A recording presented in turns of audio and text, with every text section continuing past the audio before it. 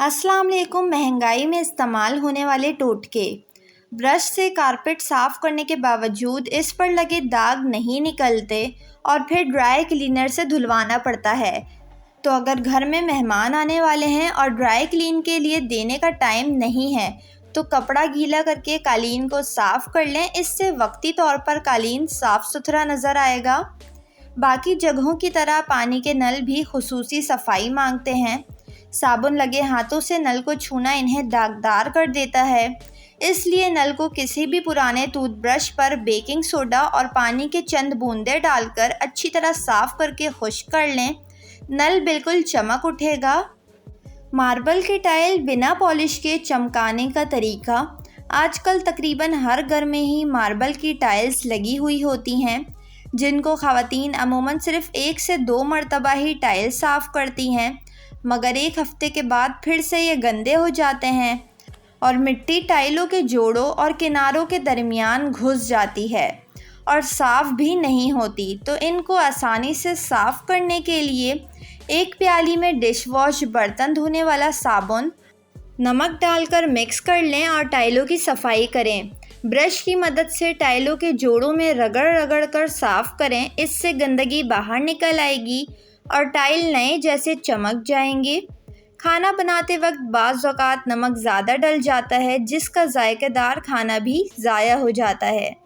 ऐसे में सूती कपड़ा लेकर इसमें 1 से 2 चम्मच सौंफ डालकर पोटली बना लें। फिर इस पोटली को सालन में डाल दें और 5 से 10 मिनट के लिए ढक्कन ढक दें। इससे सालन का इजाफी नमक सौंफ अपने अंदर जज़्ब कर लेगी और इसकी भीनी भीनी खुशबू जायका भी दुबाला कर देगी।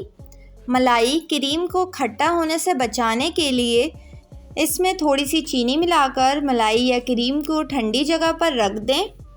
अगर आपके किचन में किसी किस्म की बदबू आती है तो थोड़ी सी लौंग और दालचीनी चूल्हे पर जलाएं, किचन की बू ख़त्म हो जाएगी।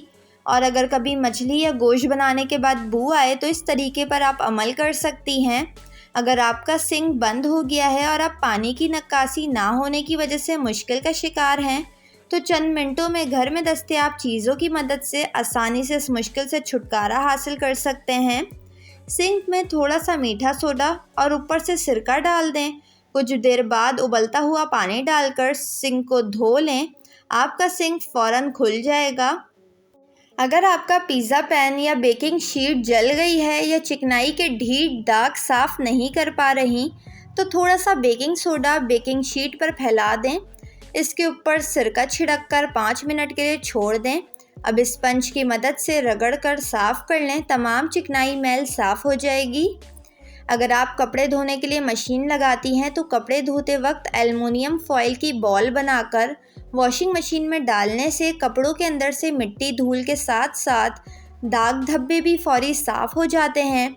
और इसका दूसरा बड़ा फ़ायदा ये है कि इससे धागों की नमी ख़त्म हो जाएगी और पुराने कपड़े भी नए जैसे हो जाएंगे।